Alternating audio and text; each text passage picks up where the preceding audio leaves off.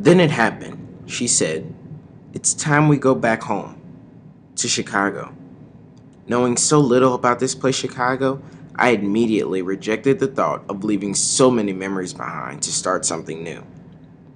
Like any other Saturday, waking up to breakfast, then off to play a game of cricket in the yard with friends, was considered to be a perfect day for a 7-year-old Jamaican kid. But as the day grew, what seemed to be a perfect day turned sour, like biting into a lemon.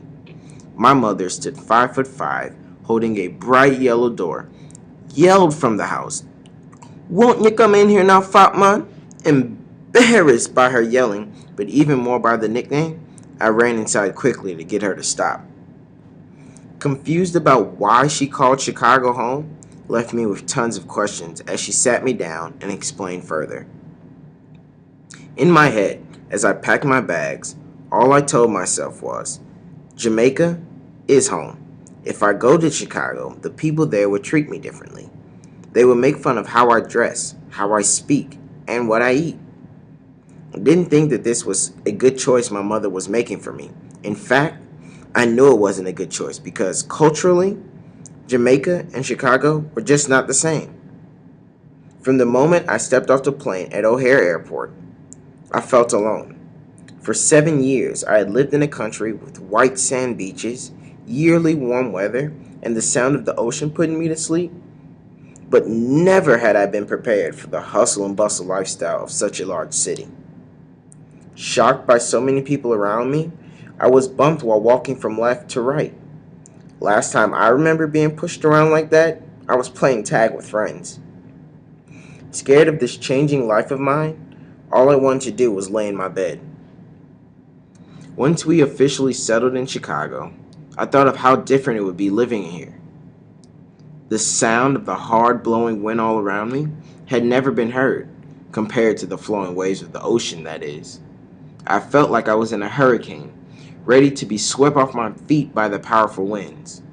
For a while, I pleaded with my mother we must go back home. Home to Jamaica, where mornings you could hear birds chirping and nights where horns were never a noise, and the streetlights were only in the middle of the city. And all she told me was, "This is home now." Months passed, and I frequently walked with my mother, trying to keep grounded to the streets of Chicago. I felt so afraid. I knew living in Chicago was a task I had to overcome, though.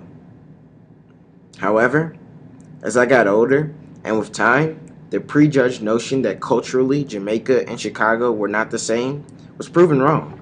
In fact, they were quite close.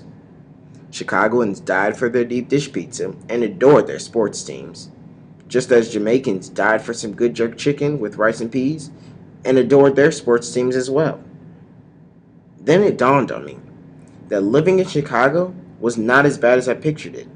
This great city took this distressed child in and made him cherish life and the great things the city had to offer him. Regardless of how different things were done and the way people talked, it taught me growth through diversity.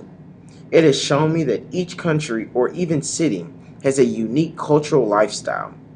But once you get to know it, it's quite similar to the one you are used to. That's why traveling the world is one of my favorite hobbies to do, because being culturally aware is what makes a person exceptional.